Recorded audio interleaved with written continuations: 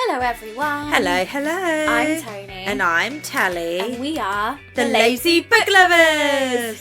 This is a podcast for book lovers who procrastinate about reading and have never-ending to-be-read piles.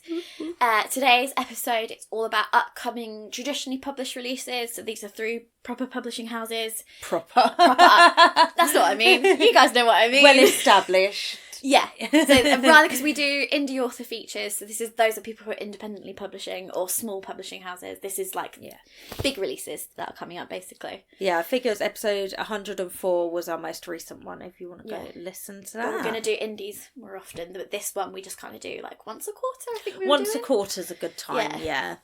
So that's what this is. Yeah. Before we get started, the SMP boycott is still currently going. I have not checked if any of these fall under that SMP or their imprints. In the UK, we don't have them. So it would have been an extra step, which I just unfortunately didn't have time for. It's not that I'm not willing, I just didn't have time. Yeah, it's not that we don't support it or are not willing, it's just... So, yeah. We both work full-time as well, basically. I didn't intentionally market any SMP titles. Apologies if I have. And please go and look up what it's all about. Yeah. Okay, so these are going to be books coming out up until the end of March. So just the first quarter of 2024. Some will already be out. There's a mixture. Some I'll talk about, some I don't really know much about. I just saw the cover, saw the author and was like, yes, or whatever. So, yeah. Okay, so the first one... All right, let's go. And Blanket. I have not looked up how to pronounce anyone's names. I pronounce everything wrong. Let's go. No matter where you're from, she doesn't get it right. Yeah. So, the first one, I have on Storygraph shuffled them into publishing order, but I don't know if Storygraph always... It's not always foolproof. No. But we tried. Because the first one that's come up is a March one. So, so no, they're going to be all over the place. So, the first one is called The Encantos Daughter by Melissa de la Cruz. And this is a YA fantasy book. So this is inspired by Filipino mythology, and it's a romantic fantasy. So, Filipino mythology, I don't think I've read before. So when I saw that, I was very excited. Yeah, I don't know much mythology from that part of the world at all. No. So that's cool. Yeah. And Trad Pup. That's good. Yeah. For us, I think it's Penguin. Penguin are getting better with diverse voices. Yeah. Which I like. Yeah, I think they've realised they've got to keep up with what people actually want to read. I mean, they're about 3 years behind the rest of Book Talk. Oh, yeah. It's happening, and that's what's But important. they're still, probably 10 years earlier than other publishers. Yeah, exactly. MJ Rodriguez has spent her life hiding in a human world and guarding a heavy secret. She's not entirely human. MJ is half Encanto, a fairy from a world unknown to humankind, and as the only child of King Vivencio, she's also next in the line for the throne. Now, upon her father's sudden death, MJ must take her place as the king's rightful heir. Oh, that sounds like proper classic fantasy. It sounds fun, yeah. The next one is a translated book. I try and read translated books a lot, and I've noticed I've really fallen out of habit of it. So I'm trying to look for more translated work. So if you think of any that you think I might enjoy, please let me know. I think you've just been reaching to grab whatever was nearby that you felt like reading, rather than you usually put some research into. Yeah, and stuff. I'm trying to read my physical TBR more, and a lot of my physical TBR are books I got from book boxes, which don't tend to. They tend to go for more kind of popular titles. But once I've read a lot more of them, I'll definitely try a bit harder. This is called You Dreamed of Empires by Alvaro Enrique and Natasha Weimar is the translator. So sorry, everyone involved in this. I don't know if you've actually seen about this book, but I think it was New York Times printed a review of this book, and it was incredibly racist. No, I am very out of the book talk sphere these days. Somehow my TikTok has just become mostly clips of TV shows. Especially Call the Midwife. That is my entire TikTok at the moment. And I'm like, I will never sit down and properly watch Call the Midwife. I was going to say, are you a fan of the show? I don't think I'm going to sit down and watch it properly, but I actually don't mind seeing it through series of clips. So then, obviously, TikTok's done what it does, and it's become my entire feed, so I'm really out of the loop. So this is a historical fiction with a really beautiful cover. I love that cover. It's like a horse with wings and all these different colours. I love that. I've got this reserved from the library, so I will actually be reading this. Hopefully it'll be available soon. I'm like fourth in the queue or something. That's the problem with like translated work as well. Like libraries don't tend to get as many copies in, which is understandable, but it just means I'm in the queue for a while, but that's fine. So a hallucinatory revolutionary colonial revenge story in 16th century Mexico. Oh my god, that was a mouthful. Wow. I struggle at reading as it is.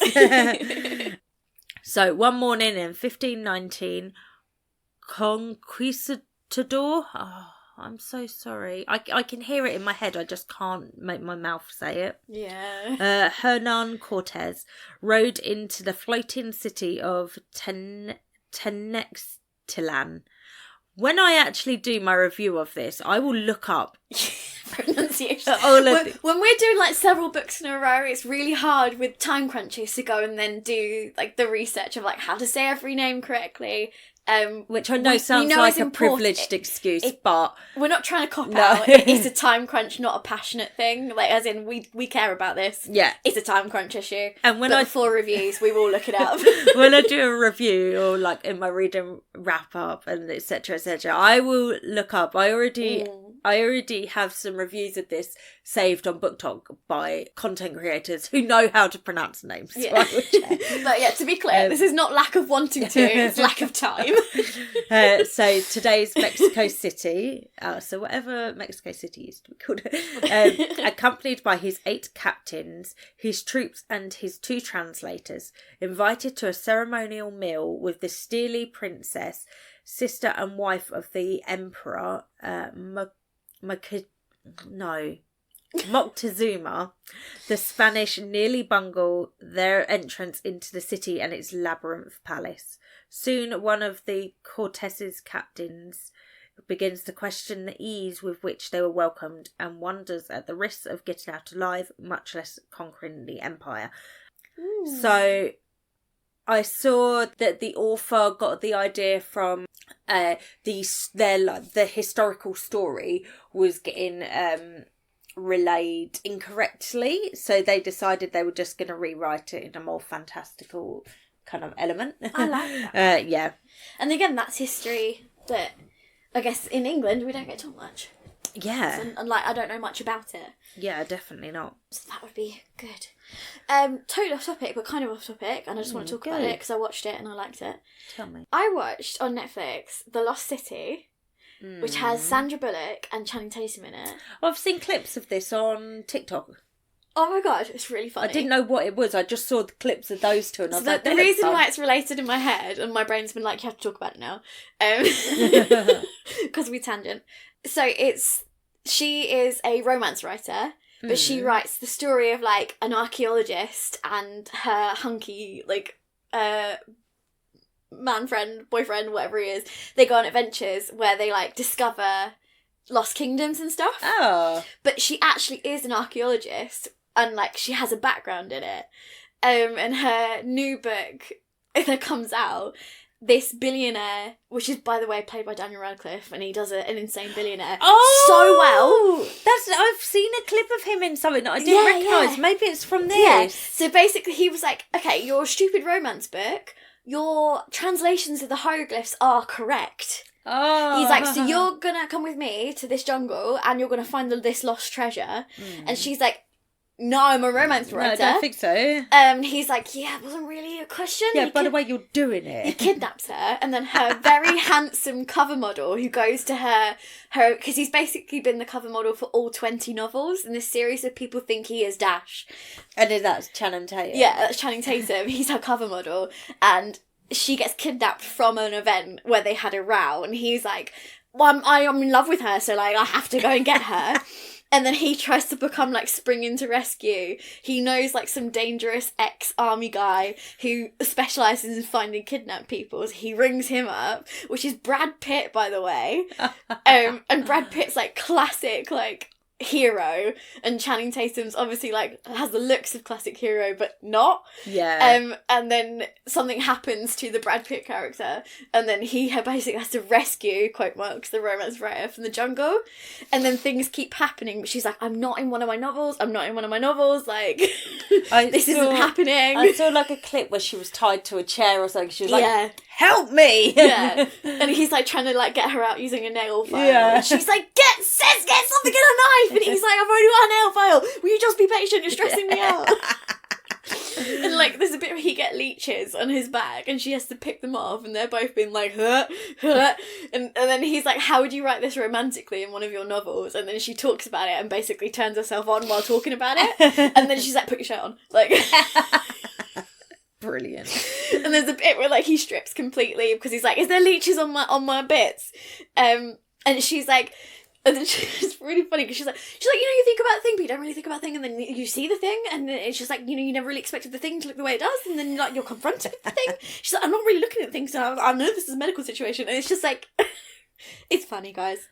But anyway, sounds quite good. That's set in, like, a Spanish-speaking mysterious island, so that's why it reminded me, and I had to say it.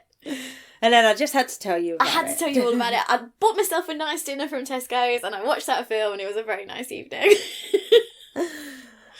Carry on. Okay, so next is Mislaid in Parts Half-Known, which is number 9 in A Wayward Children series. Have you listened to this one already? No, I am on book 7. Tony's making her way through the Wayward Children series. So it turns out there's a limit in Everand how much you can have per month. Yeah. Didn't know that. No, because they don't tell you what the limit is. Yeah, 7 books. It's like, I don't know how they work it out. Or is it number of hours? No, because they're short books that you've listened to. Yeah, so they were like, you've hit your limit of titles for this month. Yeah, and I've had 7 titles this month, so I'm like, okay, it must be 7. I don't know if it's, like, weighted depending on how new release they are and stuff as well. Because I've listened to more than 7 with them before. I got to Where the Drowned Girls Go. Yeah. That's as far as I've gotten. I've just finished that. So I think I am on... That's book 7 or book 8? It must be book 7. Book 7, because that's the only one I've not read. Yeah. For some reason. I need to read it. Yeah, it's more of Cora's story. Yeah. And then next is that Lost in a Moment and Found, the one that made me cry. Yeah, I realise that's the one I've got next, yeah. I did clock that. So, yeah, this one is by Shauna Maguire. I mean, I don't need to know anything about it to know that I'm going to read it. But this is about Antsy, who book 8 is about, which is Lost in a Moment and Found, yeah. So, it's a continuation from book 8. That's all I'm going to say, really. If you like The Wayward Children, I'm sure you're eagerly anticipating it. So generally what The Wayward Children are about is that children find these magical doors to other worlds. These doors, usually the place they're going to fulfills a need that they are lacking. These aren't always unloved children. Sometimes they're just children whose parents don't really understand them. They go through the doors, they have their adventures, and sometimes they come home because the doors want them to be sure. And, like, most kids don't go and be like, I'm fine with never seeing my family again, ever. So a lot of kids get kicked back out. And then they just want to find their doors again, and they go to this special school that's to help them kind of cope and either get back into the real world or just wait for their doors. And then it goes through different stories of different kids and their doors, and it tells you a little bit of some stories are based at the house, the home, like the school. Yes, and some school are for these kids that have been sent back. Yeah, and some of the stories are them in their worlds. Apparently, it alternates. I haven't actually checked if that's true. So one in our world, I think that is one true. in a world, one So next on the list... Oh, these are like YA books, by the way, The Wayward Children. But very hard-hitting. But they do swear in them. So they're like older YA in that sense, but then topics discussed aren't a non-YA. I don't know how much swearing is allowed in YA, actually. I don't know if there's like a specific... Because it's just the age range, isn't it? And YA is up to 18. Yeah, I don't know how that falls, but yeah, if you've got younger than younger-ish YA readers, there's a few swear words in it. Check the content warnings because there's murder and people being ripped apart and stuff. There's that one character who tried to kill herself before she went through her door. Yeah, so sometimes a bit heavy, but like in a good way. So next is one that's already out and I don't know why I haven't read it yet. I know why I haven't read it yet because my library hasn't got it and I'm trying not to buy books. This is called So Let Them Burn by Camellia Cole. You might have seen the cover. The cover's beautiful. Check it out.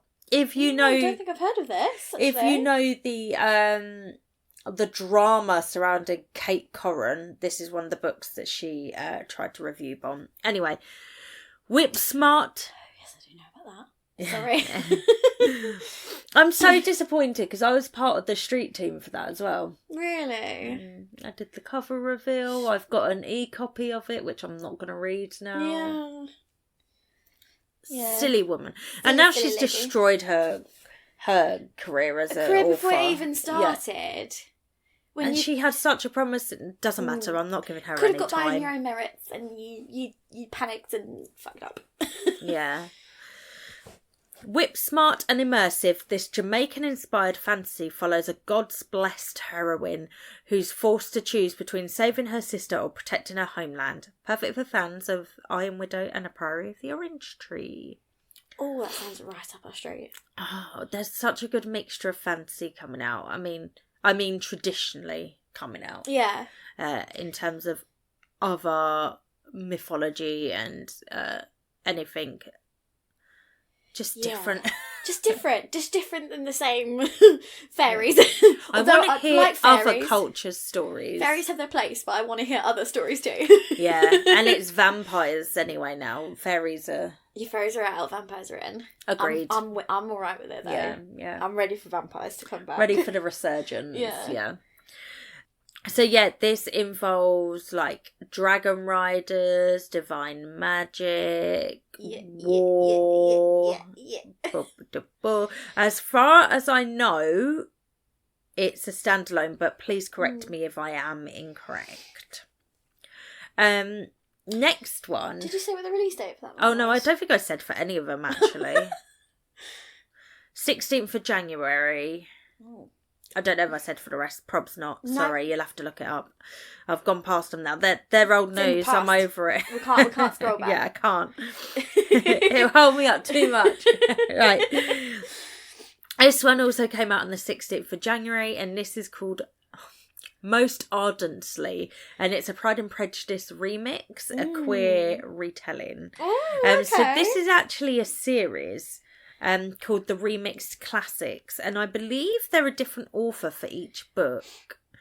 Yeah, and I've heard of a few of them. I don't know if you might have heard of them. There's like the Little Women remix that looks like this, and I've not seen these at all. Oh, okay. I'm really out of the loop. I know, basically. I don't know, just different algorithms, I guess, maybe, or yeah. And they're generally queer retellings, so maybe I was just looking for a lot of queer books. Who knows? No, because I've like commented, I've tagged you in some. Yeah. Where it's like a queer bookstore. Who knows? I don't know. So, in the remixed classic... Oh, did I say who did this one? Gabe Cole Novea. Novea? That's a good name. Something like that. Sorry. I will double check. In the remixed classic series, authors from marginalised backgrounds reinterpret classic works through their own cultural lens to subvert the overwhelming cishet white and male canon. We love that already. So this bittersweet Pride and Prejudice remix follows a trans boy yearning for the freedom to live openly, centering queerness in a well-known story of longing and subverting society's patriarchal and cis-heteronormative expectations. I love it already. Mm-hmm. I have a lot of Pride and Prejudice retellings. Yeah. Like I've got Pride and Prejudice and Zombies and a few others I've got on my Zombies Kindle. one. I keep meaning to read it. And I haven't actually read Pride and Prejudice, so I'm tempted to read all the retellings first, then Pride and Prejudice. To be fair, of all of them, it's the one you can... I reckon it's quite easy to do a modern take of or to twist around a bit. Because it is just being about, like, she doesn't fit sort of the traditional role of... And, you know, it's the one with the opening line of, it's a fact well established, like, all men of good breeding are in want of a wife. It's that line. That's from Pride and Prejudice. I've not heard that line before. Yeah. Which is just supposed to be, like, you know, the whole marriage mart of that, especially if you watch Bridgerton, you know about this kind of thing. Yeah, like, yeah. That era of you reached a certain age, you came out to society, you were then basically put on the market to, like, be a wife. Yeah. Yeah, and it's... Mr. Bennet has a bunch of daughters, and he now has to find them all husbands, and he's like, oh, God. This is an effort. So I reckon... Because people shit on Jane Austen, it was silly romance books, but they're quite feminist within the time and within the constraints and within the genre. It is sneaky feminism. Yeah, like it had to be hidden, otherwise she wouldn't have been able to, like, publish them. Yeah. Even under a pseudonym. Yeah, it's under or pseudonym, anything. yeah. And next on the list is one I'm currently reading. And I just realised, if today's the 31st... happy release date to this book. The Invocations by Crystal Sutherland. I will, by the time this episode comes out, I will have had a review on TikTok for my tour date. So go check that out if you haven't already. This is the author of... Oh, what was the other book that she wrote that I loved? Oh my God, I've already forgotten. No, hang on. I will look it up. Can you click on her name and story graph? House of Hollow, that's it. House of Hollow. Yeah. So good. So I was very excited about when I heard about this one. 5 women are dead. The killer leaves no fingerprints, no DNA. Police are utterly stumped. In a world where only women can use magic and the men who know about it seek to eradicate them. 3 damaged young women, one cursed, one haunted, and one cursed, one hunted, and one out for revenge, will team up to track down and take out a brutal supernatural killer. Nice. There's also trans and queer representation in it. Obviously, it was on my list of something I wanted to read. I wonder if you got the new Sarah J Maas on there. No. It can. We can mention it if you want. It's not on my anticipated release. I won't talk about it too much. The 3rd Crescent City is out this week. Yeah. Done. And spoilers were abound the moment it came out. Yeah, because I think US got it before UK people did. They get theirs on a Friday? Because I had it on pre-order and it only just got delivered for me. Yeah, today. Yeah. Ours comes out on a Tuesday. It would have been sent yesterday. Yeah. And I think they got theirs on Friday. Yeah, so I've already they already came up on my feed on swipe. I was like, no, you're not getting me this time. I mean, Sarah J Maas herself, who I do follow on Instagram for some reason, probably before I found out how dodgy she is, posted a spoiler that spoiled the series for me. So I was like, well done, author. What does she post? Oh, we probably shouldn't talk about it here. No, some characters that are in it that I now know are from a different series. The crossover, yeah. And I was like, oh, okay, cheers. I mean, I wasn't, her books, I do have all of her books to read. Obviously, I've read ACOTAR, but the more I found out about her, the lower they've dropped on my want to read. So they're just kind of, and I mean physically, they're at the bottom shelf now. They keep going down because I want to be eye level with the books I want to prioritise. So yeah, I don't know. I think potentially I've missed the boat on her because I found out too much about her before I read the series. Yeah, I mean, do your own research, guys. I happen to have already read all the stuff well before I sort of heard her things. I loved Throne of Glass. But it's quite a commitment. It's 8 books. You're never going to get through an 8-book series. And Crescents this year is chunky as hell. So. And also, as we've discussed, Fae is out and vampires are in. Exactly. She said there's going to be like 5 in the Crescent City series at least. Okay, we'll see. We'll see. Oh my god, break her fingers. We'll see. I'll contact her personally. Be like, babe, listen, idea. Love. Okay, so coming out tomorrow for us on the 1st of February, We Ate the Dark by Mallory Pearson, and this is a queer horror. Oh, I don't think I said. Did I say? Yeah, I think I said what the others were. The Invocations is a fantasy horror. I think that was the only one I didn't say what genre it was. So this is We Ate the Dark is a queer horror, which I've been so excited for. I got declined on NetGalley for it, so sort it out, NetGalley. Just because I never actually write my reviews. Come on. You read them though. I do read them, yeah. Just not on their platform. When like January started and I was like, I should probably tidy this up a bit, and I realised I had something like 9 books that I'd read and just hadn't written reviews for. I was like, no wonder my percentage is so shit. Okay, so 4 women investigating the haunting murder of their friends discover more than they ever imagined in a terrifying novel about good and evil, love and death, and the spaces between. 5 years after Sophia Leon disappeared, her remains are found stuffed into the hollow of a tree, bursting through the floorboards of an abandoned house in the woods. Forbidden sounds cooler. Forbidden house. The women who loved her flock home to the North Carolina hills to face their grief. I'm leaving it there. Secrets are unveiled. There's some sort of horror element. That is all you need to know. The cover was all I needed to know. I can assure you. That's great. That. Yeah. Right? Creepy.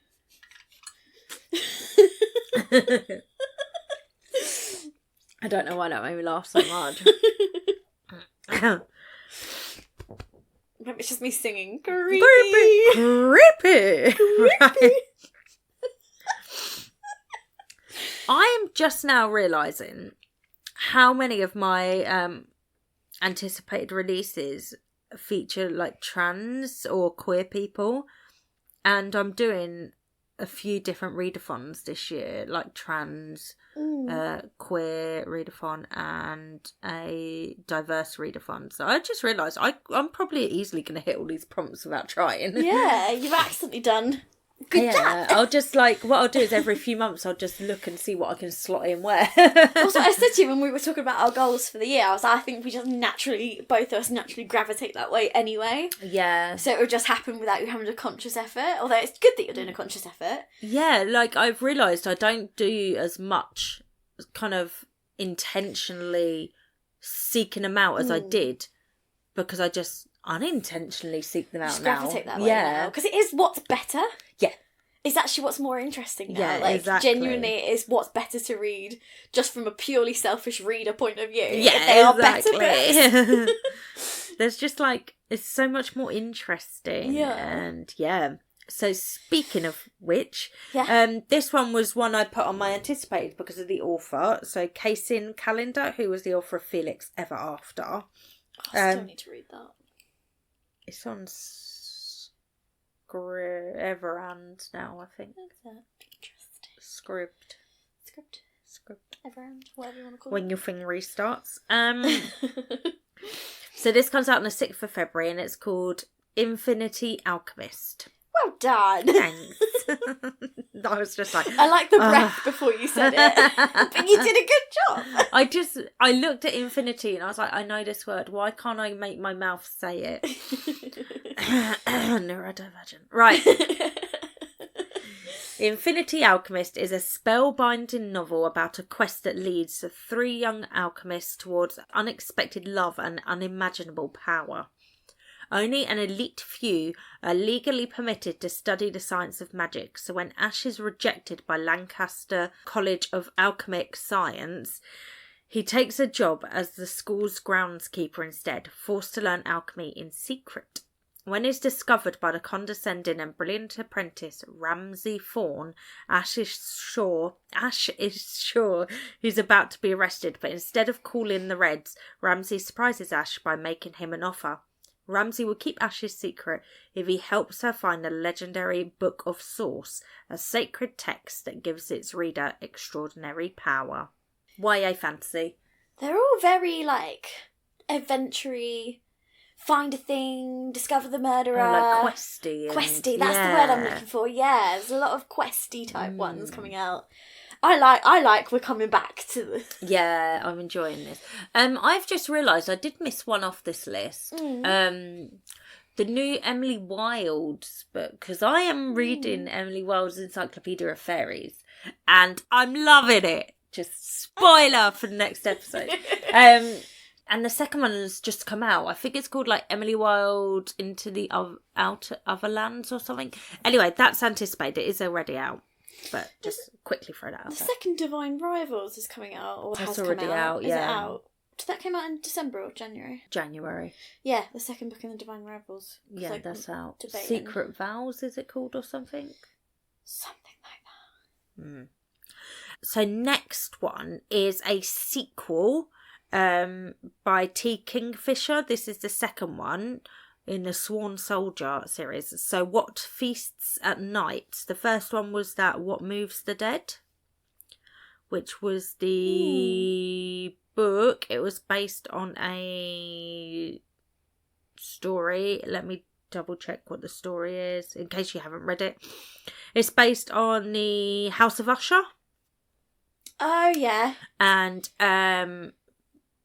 it was everyone thought it was going to be a standalone, but it's a duology at the very least. Okay. So and they're like a novella length as well. Alex Easton, a retired soldier, returns in this novella length sequel to the best-selling What Moves the Dead. When Easton travels... Oh, let me double check this isn't going to spoil or anything from the first one, although it's based on a story, but that would be fine.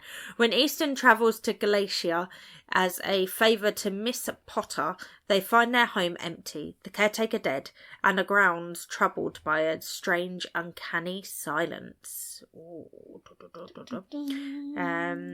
So, yeah, I'm very much looking forward to this. The cover is stunning. Oh, it's like a skeleton-y horse, but not flame.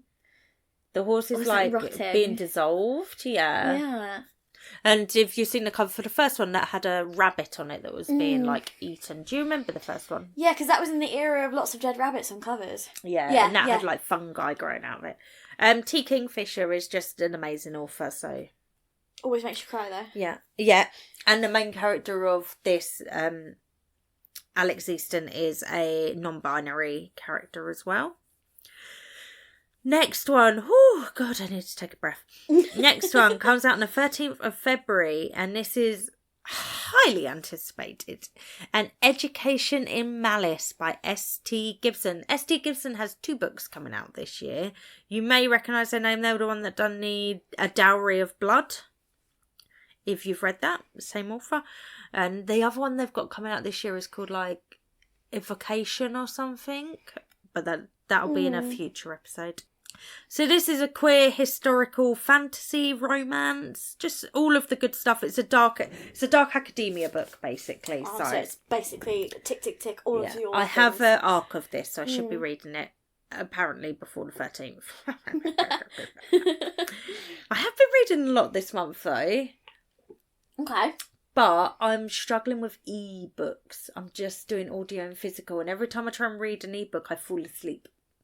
Yeah, I've been getting through more audio than actual books because life is busy right now. And I work very early in the morning. Yeah, so that's becoming tired. I'm tired. Deep in the forgotten hills of Massachusetts stands St. Perpetua's College.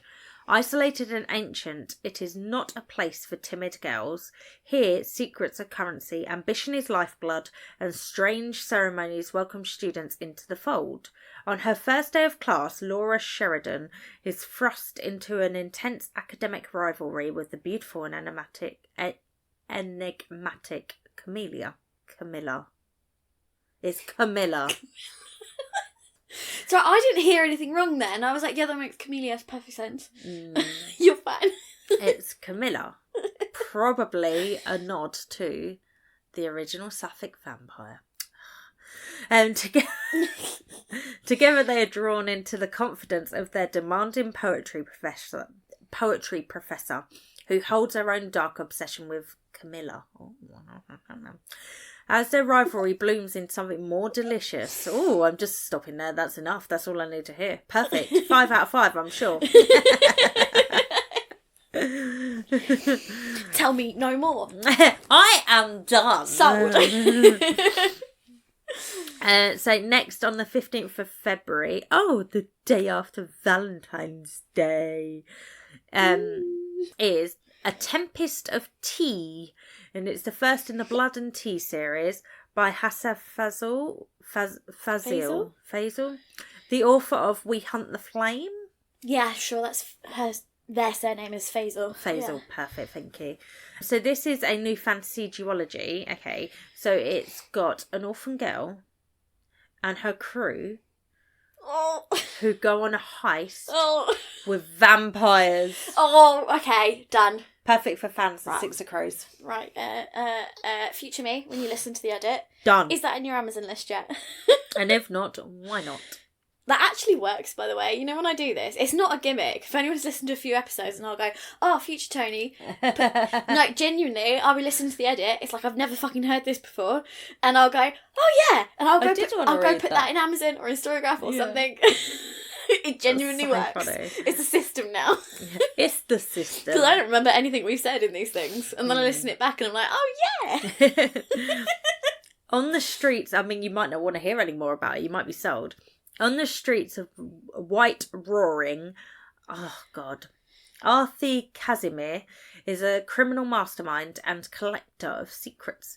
Her prestigious tea room transforms into an illegal bloodhouse by dark, catering to the vampires feared by society. But when her establishment is threatened, Arthur is forced to strike an unlikely deal with an alluring adversary to save it, and she can't do the job alone. Look at that cover as well. Stunning. I want a physical copy of this. Oh god, that look. Yeah, that cover. Tick tick tick. Tickety tick. I've been meaning to read We Hunt the Flame for so fucking long. Same. And it's on every reckless I go to make for my blog. Every single trope, it's got it. Yeah, it's every trope that I love specifically, it's got, and I like keep meaning to, and I know that author's like, she's on TikTok, and I know she's quite good on TikTok, but she doesn't appear very often because algorithms are rude. Yeah. My algorithm's really doing a weird thing lately. I'm seeing a whole bunch of people that I'm following that I never see. I was like, oh, hello. Yeah, I suddenly got a whole bunch of following appearing again. Yeah, I don't know if they've algoed something in the rhythm. Or ones that I used to watch a lot of but never followed for whatever reason, they were appearing on my For You page so often. I was like, okay, it's cool, I don't follow you, like you're here. They just dropped away. Suddenly they're all back. Yeah, it's doing something. So they've obviously changed something. Right, next, I believe I have this on pre-order actually. Where the Dark Stands Still by A.B. Poranek. And this comes out on the 27th of February.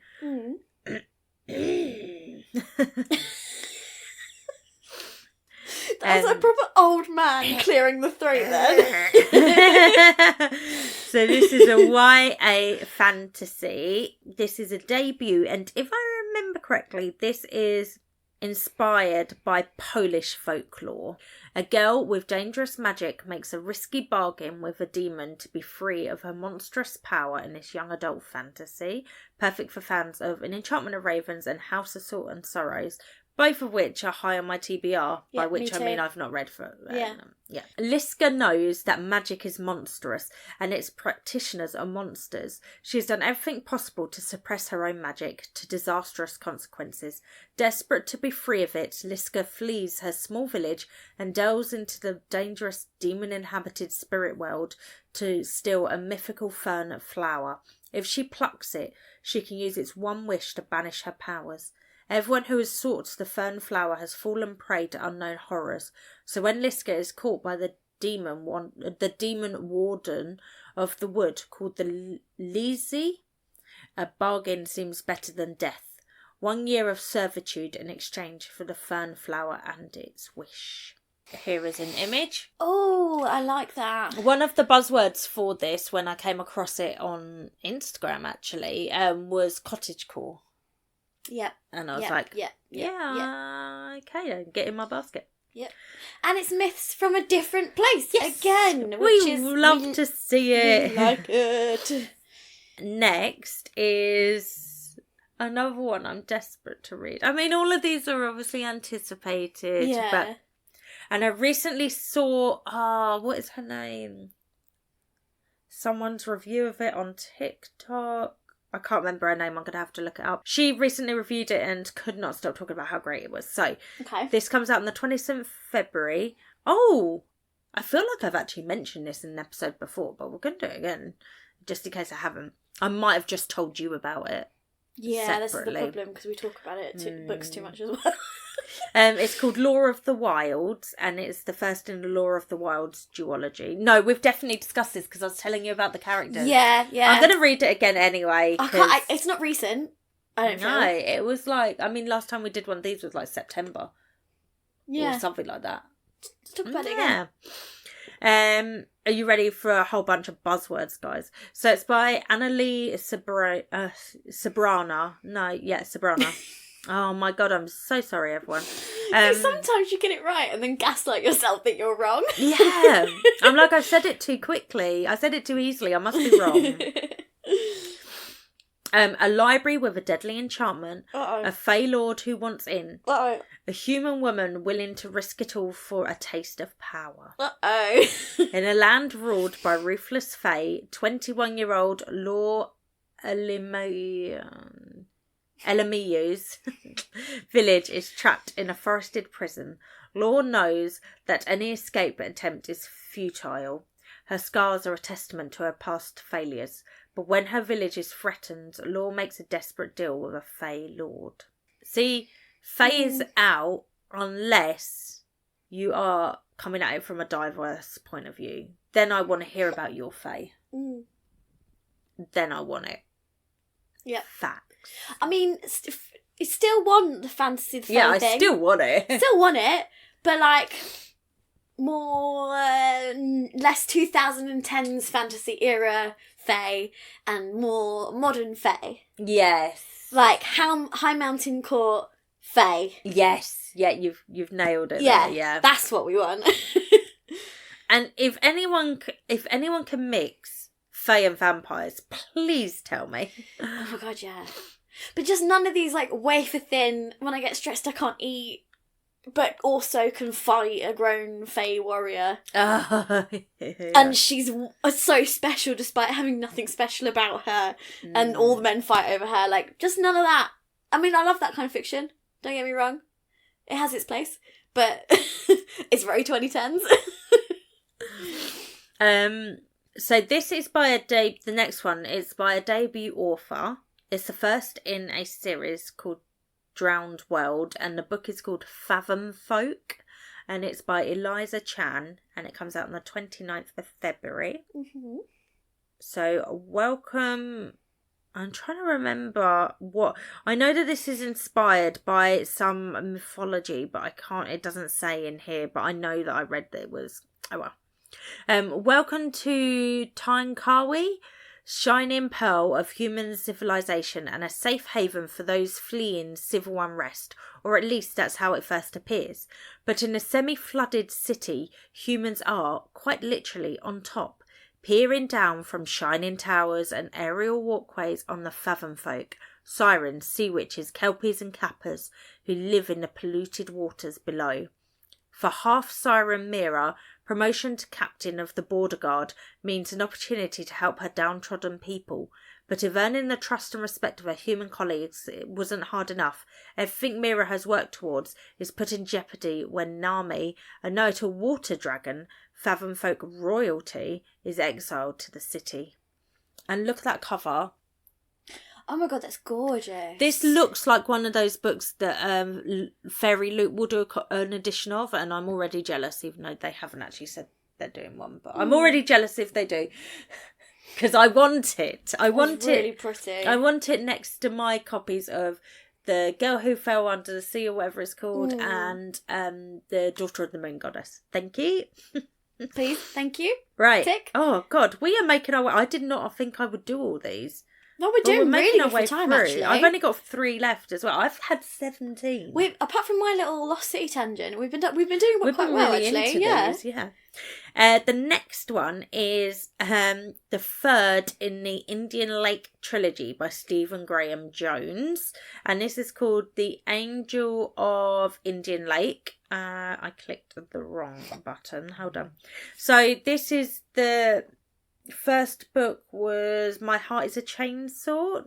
I think that's what it's called. Let me double check. Yeah. Second one's called Don't Fear the Reaper. This called The Angel of Indian Lake. And this comes out the 26th of March. So we're into March now. I'm very excited for this final instalment, even though I've yet to read the first 2 books that are on my shelf. What do we say? Collecting books for your TBR and reading them are 2 different hobbies. Look, I already know it's going to be a 5-star because I've literally never considered giving Stephen Graham Jones anything but 5 stars. So yeah, he is the horror author of my dreams. Look at that cover; it looks gorgeous. Oh, I like getting more of these black covers with white writing and some creepy.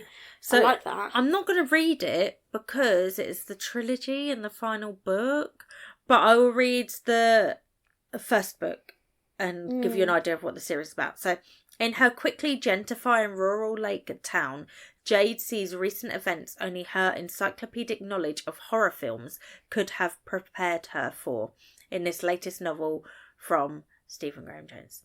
So, yeah, it's about a girl who is a big lover of horror films, and she starts noticing some horror tropes happening in her small town.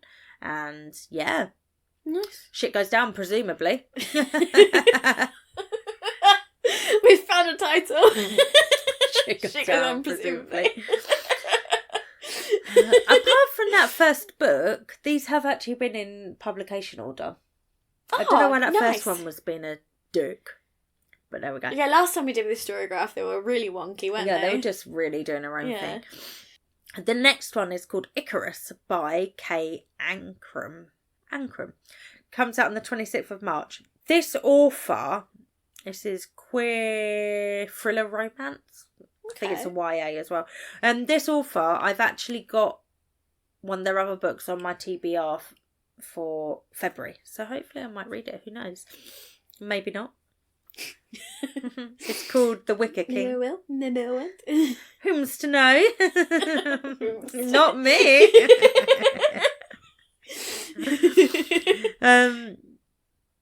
This suspenseful queer YA romance from critically acclaimed author K. Ancrum reimagines the tale of Icarus as a star-crossed love story between a young art thief and the son of the man he's been stealing from. So Icarus Gallagher is a thief. He steals priceless art and replaces it with his father's impeccable forgeries. For years, one man, the wealthy Mr. Black, has been their target in revenge for his role in the death of Icarus's mother. To keep their secret, Icarus adheres to his own strict rules to keep people and feelings at bay. Don't let anyone close. Don't let anyone touch you. And above all, don't get caught. I think the cover's really pretty as well. Oh, that's really unusual for this type of novel as well. So, yeah, that is definitely, obviously, one I want to read, seeing as it's on my anticipated releases list. Yes, it's very biased, to be fair. Yeah, it is. It's just my unapologetically brain. biased. Sorry, guys. I haven't even catered for Tony on this list. It's entirely what I want to read. Otherwise, I would have remembered to put Crescent City. And I would have put, like, I don't know, when does... Oh, that's one that maybe should have gone on the list. I can't remember when it comes out. A.K. Marford's new book. Is it April, actually? Amethyst Kingdom? Yeah. I think that's later in the year. It's like April, May. That's fine. I remember in my head it was like summer in my head. So I've got that association from somewhere. I think pre-orders are available now, though. Are you going to sign up to be an ARC? Yeah, I signed up last night for her new romance I books. might sign up. I don't know if I would get approved, but I will sign up. All right, last one. Oh my God. I'm not even going to talk about that right now because it comes out in April, so I'm not even going to talk about it. Oh my God. Wow, that was anticlimactic because I realised that was the end. There we go then. Perfect. Are any of these on your list? Do you know any that you think that I would enjoy? Personally, just me. Not Tony. No, I think there's another Emily Henry coming out soon as well, but don't ask me, go look it up. Is it called Happy Place? I think it is Happy Place, I'm sure I did look at that, but I will read it. It's just probably not like an anticipated one. Also, these books probably don't need our help. Yeah, that's not our true. help, but you know what I mean? Like they're being talked about regardless. Yeah. Whereas a lot of your stuff was a lot more diverse and maybe it's doesn't not. get talked No, about Happy as well. Place was the one that came out last year. What's Funny Story? Yeah, that's it. But it's going to be my bank account's going to be very sad. Comes out in April. In conclusion. Comes out in April. Yeah. So I will talk about it next time. Particularly if you know of any upcoming translated works, especially if they're like based on some mythology or folklore, please let me know because that is my vibe at the moment. So you have to feed the demon. Yeah. So help us feed the demon. Do it. AKA, feed me. AKA Tali. Yeah. Yeah. If you haven't already, please come join our Facebook group so that we can chat. Yeah, because we're just talking to each other in there at the moment. And we will be, next week, we're going to do like a reading update. I think that's next week. Yeah. But we're only going to pick out standouts. So if you want to talk about all the books we've been reading, come and join our Facebook group. It's just called Lazy Book Lovers Podcast, I think. And there'll be a link in our card. If you haven't already, please follow, like, share, etc. Wherever you're listening to this episode, please rate us there. We would really appreciate that. It would really help us, help other people find us. Come and follow us on Instagram or TikTok if you want to talk some more. And also you can, on our website, you can submit things you'd like us to talk about. There's a suggestion box, and our website is lazybookloverspodcast.wordpress.com. Yeah, as Tony said, we're trying to do more regular indie ones. So if you know of any indie books coming out, you don't have to be the author. If it's just one that you were on a street team for or you're excited for, come and let us know so we can talk about it. Yeah, and if there's like a recommendation list you'd like us to do, we could, just be like, hey, I want this topic or this trope, and we're like, okay. Yeah, we're easy breezy, yeah. Yeah, we're always looking for ideas because at the moment it comes out of our own brains, and our brains are full. Yeah. So thank you for joining us today. And I hope you have some good reading, and we'll speak to you next week. Goodbye. Bye.